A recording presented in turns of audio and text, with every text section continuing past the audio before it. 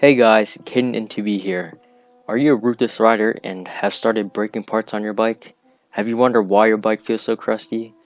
Or are you a novice rider just wanting some information on maintaining such an expensive mobile? Well, in this video, I'm going to be giving you some simple tips and tricks on prolonging the life of your bike and gear. Are your brakes feeling a little crusty after putting some miles on your bike? Well, mine did, and I figured out the rotor bolts were loose.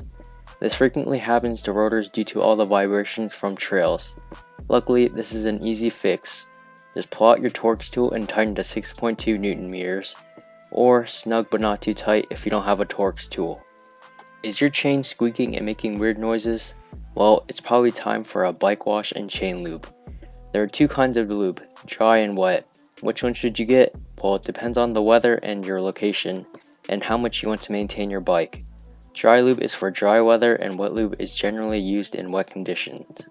For my conditions, I use wet lube as I prefer it more over dry lube, but you have to clean the bike more because it attracts dirt, but it stays on no matter the conditions. If your shifting is still messed up and your bike has a good bit of miles on it, replacing your chain will make your bike ride a million times better. If you are planning on putting a lot of miles on your bike, I would recommend purchasing a chain checker. Replacing your chain is like changing your oil. If you don't replace your oil, your car's going to feel like crap and your engine will eventually fail. Although changing your chain isn't as dramatic, it'll save you a lot of money down the road. Does your bike sound like that random noise in the middle of the night coming from your parents' room? Well, it might be time to take some parts off your bike and grease and lube them, like your seat rails and pedal threads. Any grease for cars like marine grease will do the job, or you can go to a bike specific shop and purchase a bike specific grease.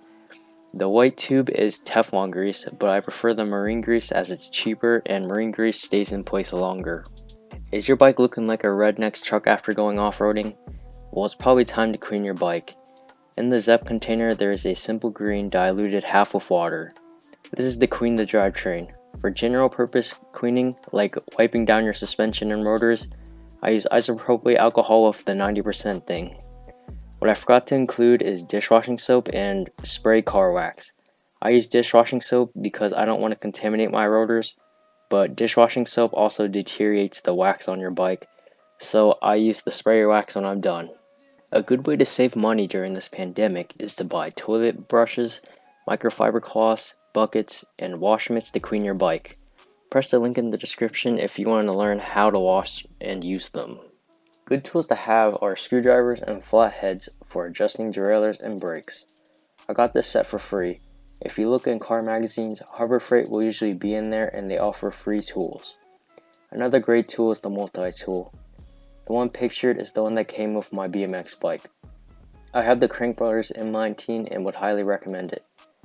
At the time, it is being warranted as they have a lifetime warranty.